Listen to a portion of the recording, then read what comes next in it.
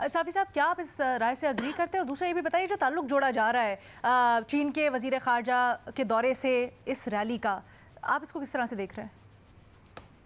देखिए, एक तो मुझे इस लफ्ज़ पे एतराज़ है कि अदलिया के हक़ में, क्योंकि अदलिया के सुप्रीम कोर्ट ऑफ पाकिस्तान के जजेस और वो सब इक्वल्स होते हैं हमारे आइन के मुताबिक।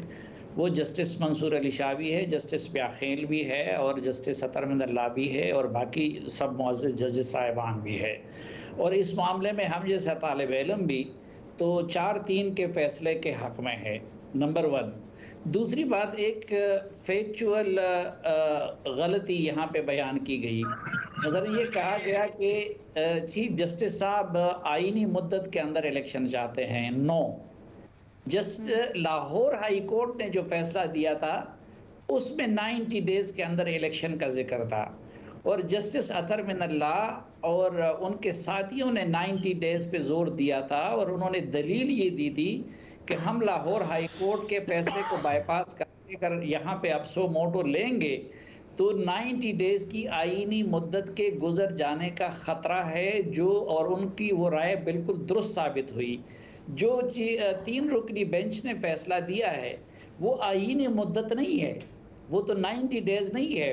उन्होंने तो 90 डेज तो 14 अप्रैल तक पूरे हो रहे हैं, वो तो 14 मई तक। तो एक तो ये जो आईनी बात की जा रही है, तो मेरे ख्याल में अतर मिनल्लाह और लाहौर हाई कोर्ट ने आईनी फैसला दिया था, लेकिन जो 3 रुकनी बेंच का फैसला है वो नजरिया ज़रूरत के तहत है या किसी और भी वजह से है।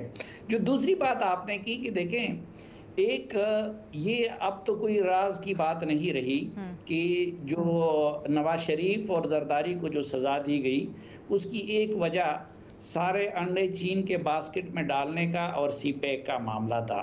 सीपैक पे अमलन काम पिछले सालों में रुक चुका है। अब हमारे आर्मी चीफ जब गए थे या आज जो बातचीत होगी तो बायलैटरल, तो उसमें हम 2015 को जो चीज़ें होनी थी सीपैक की उसका अभी आगाज़ कर रहे हैं। और चीन को इतना बददिल किया था पिछली हुकूमत ने और उनके सरपरस्तों ने कि चीनी अब भी वो शुरू करने को तैयार नहीं थे। लेकिन अभी जो विजिट्स वगैरह हुए हैं आर्मी चीफ के या बाकी पॉलिटिकल लीडरशिप के, तो उसमें चीन को इस पे आमादा कर लिया गया है। दूसरा, एक जो पहले बात हो रही थी कि इस वक्त मल्टीनेशनल और इंटरनेशनल फोरम पे जाना हमारी लीडरशिप का एक इसलिए भी मजबूरी होती है। अब मसलन शंघाई कोऑपरेशन ऑर्गेनाइजेशन है, तो अफगानिस्तान उसका मेंबर है, लेकिन अफगानिस्तान तालिबान की वजह से उनको नहीं बुलाया जाता।